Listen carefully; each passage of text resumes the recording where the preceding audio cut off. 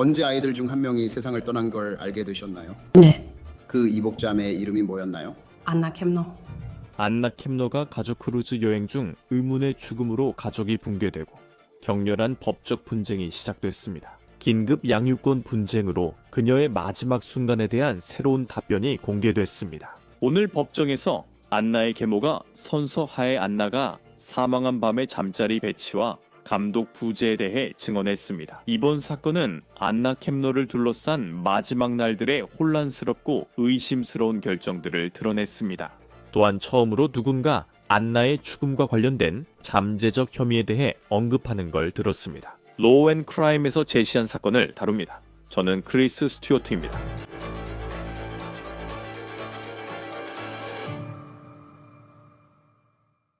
안나 켐너의 죽음 직전 마지막 몇 시간에 대한 새로운 충격적인 세부 사항들이 막 밝혀졌습니다. 이는 FBI가 아니라 오늘 끝난 긴장감 넘치는 양육권 심리에서 나온 것입니다.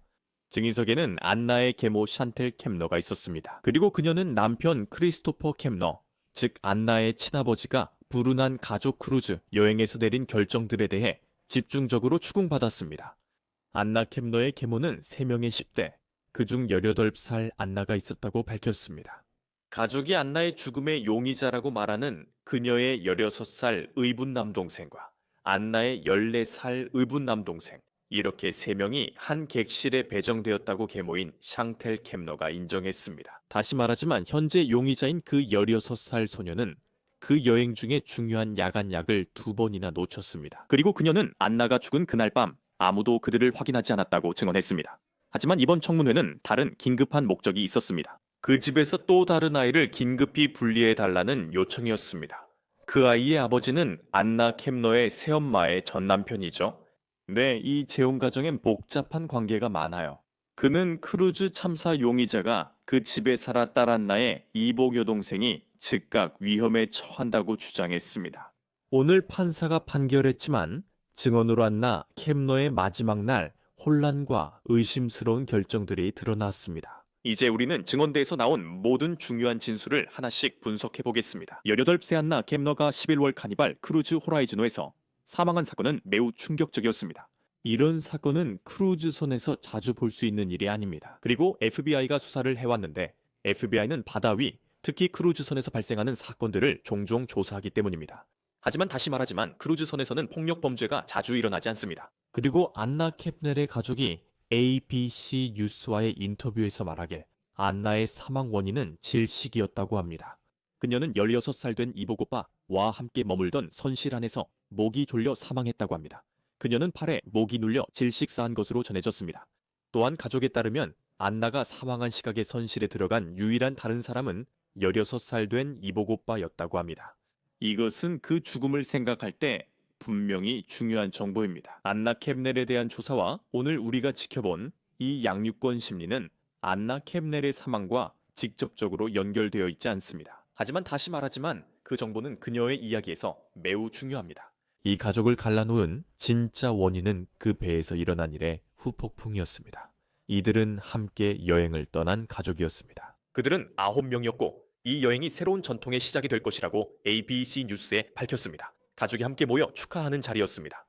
하지만 법원 서류가 공개되고 안나의 16살 의붓 남동생 이 용의자로 지목되자 그녀의 계모의 전남편 토마스 허드슨이 언급됐습니다. 그는 긴급 조치를 취했고 그것이 오늘 우리가 본 일로 이어졌습니다. 그는 살인 용의자가 있다는 이유로 소송을 제기했습니다. 최근 그 집에 살던 그의 어린 딸과 안나의 계모, 친아버지 크리스 캡너와 함께 사는 딸이 즉각적 위험에 처했습니다. 그는 판세에게 소녀를 즉시 데려가 달라고 요청해 오늘의 상황이 됐습니다. 하지만 양측이 주장하는 동안 그들은 안나 캡너의 죽음까지의 결정적 순간과 선택을 다시 떠올리고 답해야 했습니다. 이제 이 이야기를 시작하면서 말씀드리자면 FBI는 그들의 수사에 대해 매우 조용히 행동해 왔습니다. 그들은 안나 캡너의 죽음 수사 중이라는 것 외엔 아무 말도 하지 않았습니다. 그래서 많은 정보가 언론 보도와 인터뷰를 한 가족 구성원들로부터 나왔습니다. 하지만 이곳이야말로 안나 캡너가 사망한 그날 밤의 상황에 대해 더 많은 정보를 알게 된 유일한 공식 법정 절차입니다. 또한 이 녹음 시점에 안나 캡노의 죽음으로 기소된 사람이 없다는 점을 언급하는 것이 중요합니다. 그래서 안나의 새엄마의 전남편인 토마스 허드슨의 변호사가 오늘 광범위한 주장을 펼칠 준비를 하고 법정에 들어왔습니다. 하지만 그는 자신의 핵심적인 우려사항을 바로 서두에서 밝혔습니다. 그가 판사에게 이 문제를 어떻게 설명했었는지 들어보세요. 판사님, 이 사건에서 분명히 저희 입장은 막내 아이가 여러 가지 이유로 위험에 처해 있다는 것입니다. 법원에서도 소장 등을 통해 알고 계시겠지만 한 젊은 여성이 사망했습니다. 그 사건은 조사 중입니다. 그 아이는 제 의뢰인의 자녀가 아니라 이 사건의 어머니의 의부자녀였습니다. 그리고 남아있는 16세의 트리는 이제 그 사건의 용의자가 되었습니다. 이 사건에서 어머니는 아이들을 데려갔습니다. 제 의뢰인의 뜻을 무시하고 크루즈 여행을 떠났으며 그 아이들과 정기적으로 연락하는 것도 막았습니다. 저희는 어머니가 마련한 숙박 배치가 부적절했다고 생각합니다. 18세, 16세 그리고 또 다른 14세 아이가 모두 같은 선실에 배정되었습니다. 국제 해역에 있었기 때문에 미국에 있을 때는 할 수 없었던 활동에 아이들이 참여했을 가능성이 있다는 정황이 있습니다.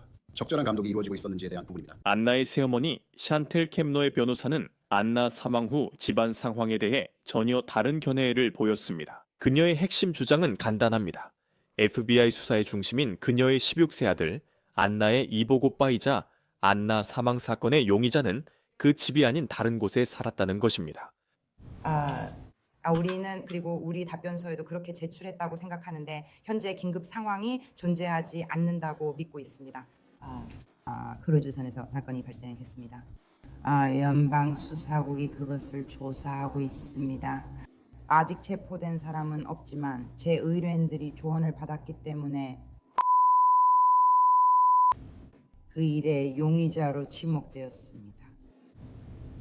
그가 병원에서 퇴원한 후 미국으로 돌아오자마자 어머니 쪽 친척과 함께 지내게 되었습니다. 그리고 그 일 외에도 엄마가 아빠에게 연락했고 아빠는 사실을 인정하는 합의서에 서명했습니다. 이 아이는 제3자와 지낼 예정이었습니다. 그렇게 함으로써 집에 있는 다른 아이들에게 어떤 위험도 발생하지 않도록 했습니다. 그래서 그 문제는 해결되었습니다. 이후 성명에서 그녀의 변호사는 안나 캡노의 이복 오빠가 기소될 수 있다고 밝혔습니다. 안나의 죽음에 대해 형사 기소가 적극적으로 검토되고 있다는 사실이 법정에서 처음으로 밝혀졌습니다. 이 시점에서는 확실하지 않습니다. FBI가 어떻게 할지, 그가 연방 차원에서 기소될지 아니면 주로 넘겨질지 아직 알 수 없습니다. 이제 그런 잠재적인 기소 가능성이 떠도는 가운데 계모가 증인석에 불려나와 FBI가 조사 중인 정확한 환경과 결정들에 대해 답변해야 했습니다. 질문은 바로 크루즈와 그곳에서 내린 선택들로 이어졌습니다. 최근 크루즈 여행 다녀오셨나요? 네, 그리고 아이들 중에 누구라도 크루즈에 함께 갔나요? 아이들 여권 발급에 동의해 달라고 허드슨 씨에게 연락하셨나요? 저는 제 일정을 알리기 위해 그에게 연락했습니다. 아이들을 크루즈 여행에 데려가려 했지만 이번엔 여권이 필요하지 않았어요. 그리고 허드슨 씨는 여권 발급 협조를 거부했죠. 맞습니까? 여권에 서명하는 거요. 네. 여권이 필요 없다고 하셔서 그래서 발급받지 않았죠. 맞아요. 미성년 자녀들에 관해서 이번 크루즈에서 잠자리는 어떻게 정해졌나요? 제 남편과 그의 9살 딸과 함께였나요? 그리고 트리알라는 이복 누나, 이복 형과 함께 방을 썼어요. 그 방은 우리 방 맞은편에 있었어요. 그 이복 누나의 이름이 뭐였죠? 안나 캡네요? 그리고 그 이복 형제 이름이 뭐였죠? 그리고 자는 몇 살이죠? 14살이에요. 그리고 안나는 몇 살이었죠? 18살이었어요. 이제 이 세 명의 10대가 크루즈에서 한 방을 쓰게 된 결정은 누가 내린 거죠? 여행사와 상의했었고 그게 추천된 방법이었어요. 아이들이 함께 지내는 것에 대해 특별한 허가서에 서명해야 했나요? 그러면 당신과 남편 두 분이서 함께 내린 결정이었나요? 맞아요.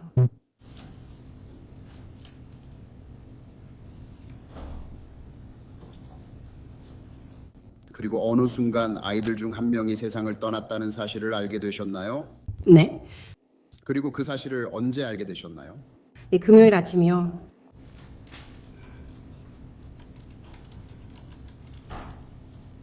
그 금요일 아침 이전에 아이를 마지막으로 본 게 언제였나요? 목요일 밤이요. 대략 몇 시쯤인지 아시나요?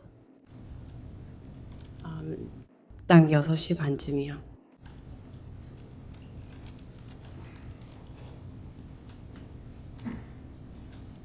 그리고 당신의 아이.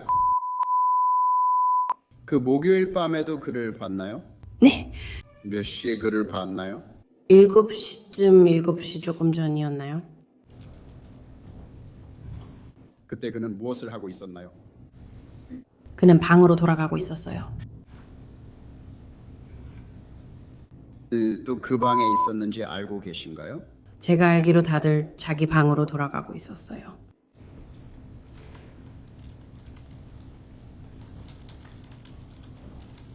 그들의 방은 어디였고 당신 방과는 어떻게 위치했나요? 복도 맞은편이었나요? 제가 나가면 그들의 문이 정면에 있었어요.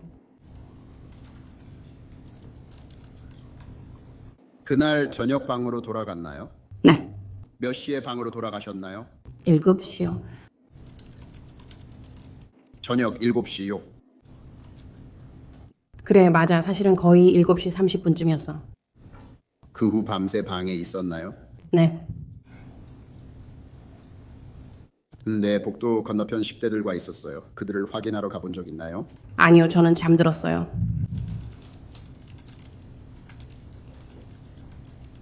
크리스토퍼가 복도 건너편에서 그들을 확인했는지 아시나요? 제가 알기로는 아니에요.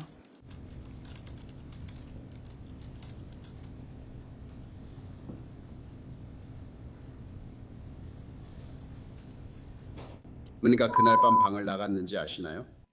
그 목요일 밤에 저는 그가 나가는 걸 본 적 없어요. 그리고 이것이 계속되면서 샨텔 켐로 변호사에 대한 신문이 선상 환경 관련 질문으로 넘어갔습니다. 10대들이 어떤 활동에 접근할 수 있었는지, 특히 술과 도박에 대해 캐묻는 과정에서 샨텔은 미성년자 아이들이 나이가 어려서 술을 마시지 않았다고 말합니다. 하지만 이후에 18살인 안나에 대해 구체적으로 질문을 받자 그녀의 대답은 단호하게 모른다였습니다. 이것은 안나에 대한 감독이나 인식 수준의 의문을 제기합니다. 안나는 미성년자 2명과 방을 썼던 성인이었습니다. 자, 이제 이것을 들어보시죠. 크루즈 내내 다 마셨어요? 이번 주 초에 피나콜라다 2잔과 블루 하와이안 1잔을 각각 다른 날에 1잔씩 마셨어요.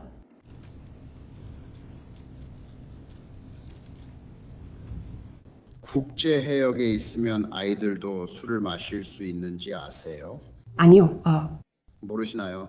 아니요. 그들은 그러지 않았어요. 아직 나이가 안 됐거든요. 무슨 일인데요? 안내에 대해서는요. 모르겠어요. 아이들이 한때 도박을 하고 있다는 걸 몰랐나요? 안나는 18이라 한번 그 안에 있었던 건 알아요. 하지만 다른 아이들은 아니었어요. 다른 아이들이 도박 안 했다는 거 확실해요? 다른 아이들은 도박을 하지 않았다는 게 확실해요. 다음으로 신문은 안나가 사망하기 전 몇 시간 동안 16살 용의자의 상태와 직접적으로 관련된 중요한 세부 사항으로 넘어갔습니다. 그가 처방받은 약에 관한 내용이었고 이는 우리가 처음 듣는 새로운 정보입니다. 변호사는 그 청소년이 ADHD로 2가지 약을 복용 중이라고 밝혔습니다. 아침에 복용하는 콘서타라는 약이 하나 있고 밤에는 불면증 치료를 위해 클로니딘이라는 약을 복용한다고 했습니다. 샹텔은 크루즈 여행 내내 2약을 자신이 보관했다고 증언했지만 마지막 밤에 중요한 사실을 밝혔습니다. 이에 관해서는 의사에 관하여서 그에게 어떤 진단이 있나요? 그는 ADHD가 있어요. 그는 주의력 결핍과 다활동장애 진단받은 지 얼마나 됐나요? 한 3, 4년 정도요?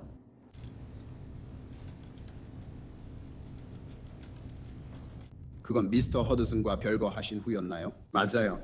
그 시기쯤인가요? 네. 그리고 그는 주의력 결핍 과다 활동 장애 약을 복용하고 있나요? 네, 복용하고 있어요. 그리고 그는 무슨 약을 복용했나요? 메틸페닐데이트입니다. 그거 발음해 주실 수 있나요? 철자도 알려주세요. 메틸페닐데이트요? 철자는 잘 몰라요. 알겠어요. 상품명은 콘서타예요. 도움이 될지 모르겠네요. 감사해요. 그리고 마음 씨는 그 약을 얼마나 자주 복용하나요? 매일 아침마다요.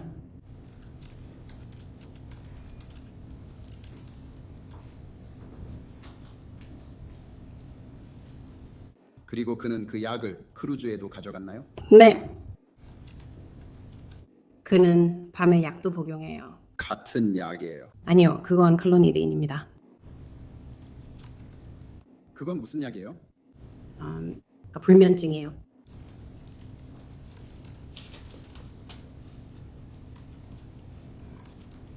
약 계속 가지고 있었어요? 네. 확실히 했어요. 그가 매일 약을 챙겨 먹었나요? 그는 매일 아침 약을 챙겨 먹었고 밤에 클로니딘은 2번 빼먹었어요.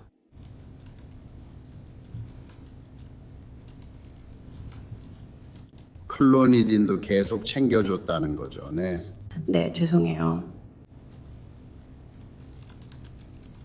무슨 말씀이시죠? 그가 뭐 약을 놓쳤다는 건가요? 무슨 일이 있었던 거죠? 그가 약을 받기 전에 잠자리에 들었고 이미 잠들어 있었어요. 그 목요일 밤도 포함해서요? 아니요, 목요일 밤엔 그가 약을 못 받았어요. 제가 먼저 잠들었거든요. 제가 확인하려는데 크루즈 여행 중 그가 밤에 약을 2번 빼먹은 거죠. 하루는 약을 먹기 전에 잠들어서 못 먹었고 다른 하루는 그 전날 밤이었어요. 맞나요? 제가 잠들기 전에요. 그가 잠들었어요. 그래서 그는 전날 밤 약을 못 받았어요. 네, 그는 받지 못했어요. 사건 이전에요? 네, 마님 모두요. 사건, 네, 알겠습니다. 감사합니다. 그래서 그녀 자신의 진술에 따르면 불면증 치료를 위해 약을 처방받았던 16세 용의자는 그 약을 받지 못했습니다. 마지막 밤에 샹텔은 자신이 아들보다 먼저 잠이 들었다고 말해서 아들에게 약을 주지 못했다고 합니다. 이제이는 수사에 즉각 의문을 제기합니다. 이 16살 소년이 그날 밤 약 없이 잠을 잘 수 있었던 정신 상태와 그 능력이 그의 행동이나 현재 행동에 어떤 영향을 미쳤는지 궁금합니다. 공청회에서는 안나를 둘러싼 비극이 그 집에 살고 있는 아이들의 삶을 어떻게 혼란스럽게 만들었는지도 드러났습니다. 변호사는 이어 샹텔에게 이 비극의 그림자 속에서 여전히 살아가고 있는 어린 딸이 겪은 즉각적인 영향에 대해 물었습니다. 크루즈 여행 후 그녀는 학교에서 퇴학당했나요? 그들은 그녀를 홈스쿨로 전환하고 지난 월요일 학교를 자퇴시켰어요. 그리고 그 이유가 뭔가요? 그녀 자퇴는 그들 선택이었나요? 그들의 선택이라고 하셨는데 누구를 말씀하시는 건가요? 학교의 선택이었나요? 그녀의 행동이나 언론과 관련된 어떤 일과도 전혀 상관이 없었던 건가요? 그녀는 현재 무기한 홈스쿨 중입니다. 아니요, 그녀는 다른 학교에 입학할 예정이에요.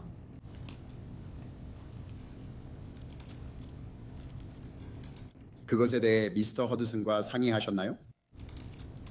그가 그녀가 입학하면 알려달라고 저에게 부탁했었다는 걸 미스터 허드슨에게 알렸고 저는 그렇게 하지 않겠다고 말했어요. 하지만 이번 주에야 그녀가 학교에서 자퇴했다는 사실을 알게 되었어요.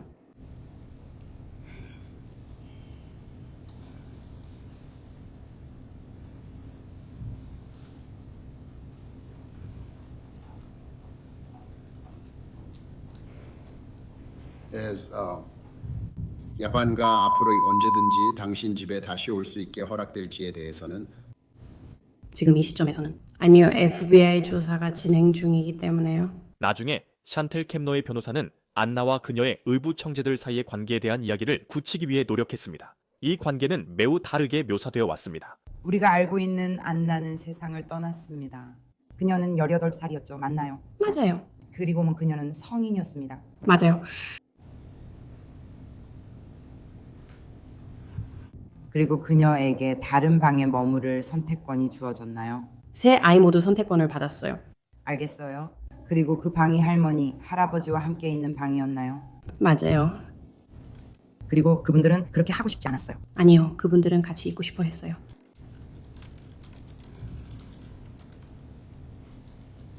그분들은 모두 잘 지냈나요? 네, 세 분은 마치 새 아미고처럼 정말 친한 친구들이에요. 알겠어요. 이게 그 사진입니다. 새엄마 쪽은 10대들끼리 가까운 유대감을 중시해요.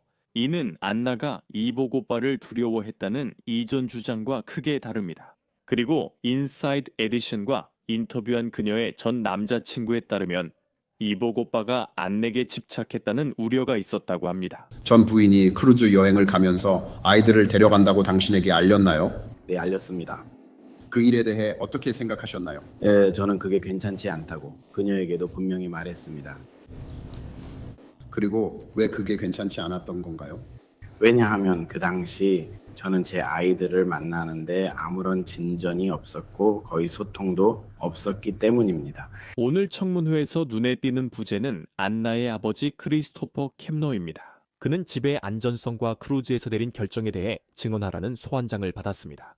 하지만 폭스 뉴스에 따르면 그는 소환장을 회피했고 지금 출석하지 않았습니다. 방금 이야기한 청문회와는 별개의 안나의 사건에 대해서는 FBI가 조사를 계속하고 있다고 밝혔습니다. 조사가 시작된 이후로 그들은 그 외에는 아무런 언급도 하지 않았습니다. 10일 월 8일에 그 배가 마이애미 항구로 돌아왔고 안나의 시신이 배에서 옮겨졌을 때까지 우리가 알기로는 아무도 체포되지 않았습니다. FBI는 용의자를 지목하지 않았습니다. 하지만 안나 켐너의 가족과 안나 켐너의 새엄마 남편의 변호사는 16세의 이복 동생 이 용의자라고 말했습니다. 하지만 다시 한번 말씀드리지만 우리는 이에 대한 FBI 측의 확인을 기다리고 있습니다. 저희는 처음부터 그랬던 것처럼 이 사건을 계속해서 추적할 예정입니다. 로앤크라임에서 사건 소식 전해드렸습니다. 유튜브, 스포티파이 구독 부탁드립니다. 저는 크리스 스튜어트입니다. 다음에 뵙겠습니다.